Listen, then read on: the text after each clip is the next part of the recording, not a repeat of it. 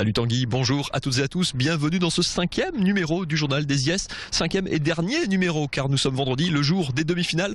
On connaît donc l'affiche de la finale de cette nouvelle édition des internationaux de Strasbourg.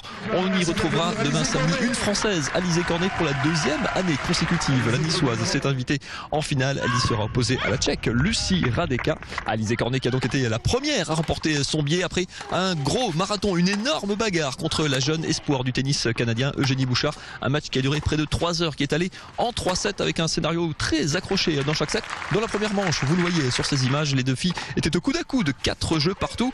La Française s'est fait breaker, elle était menée donc 5 jeux à 4. Elle a trouvé les ressources et l'expérience malgré son jeune âge, 23 ans. Elle est tout de même plus âgée que son adversaire, Alizé Cornet, finaliste ici donc aux IS l'an dernier, qui enchaîne 3 jeux pour s'imposer, 7 jeux à 5. La deuxième manche, pareil, même scénario, a été très disputée, 4 jeux partout, 5-4 pour la Canadienne qui break exactement comme dans la première manche.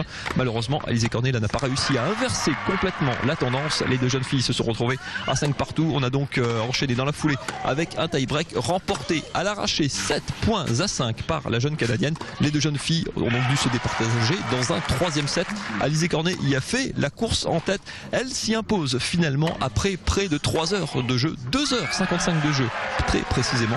Alizé Cornet qualifiée pour une nouvelle finale à Strasbourg. On la retrouvera donc demain samedi sur la terre battue strasbourgeoise. Elle était évidemment tout sourire après cette victoire à l'arraché et après un gros combat.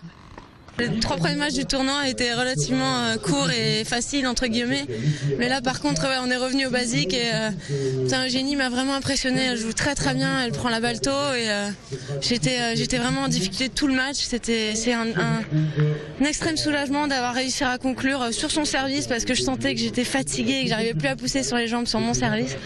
Donc voilà, je suis contente de m'en être sortie. C'est vraiment une grande victoire et voilà, l'aventure continue encore une fois en finale et cette fois j'espère qu'elle sera pour moi. Et Alizé Cornet qui affrontera donc en finale la joueuse tchèque Lucie Hradecká, 28 ans, 112e joueuse mondiale. Les deux jeunes filles ont au moins un point commun, elles ont toutes les deux perdu une finale ici à Strasbourg. Alizé Cornet c'était donc l'an dernier, Lucie Hradecká c'est un tout petit peu plus ancien, c'était en 2009. Elle avait été d'ailleurs battue par une Française, c'était lors de la victoire d'Aravan Rezaï, la seule Française à ce jour à s'être imposée ici. Et pour se qualifier pour cette nouvelle finale, Lucie Hradecká a dû gagner non pas un mais 2 matchs aujourd'hui, puisque hier son quart de finale avait été perturbé et reporté par la pluie.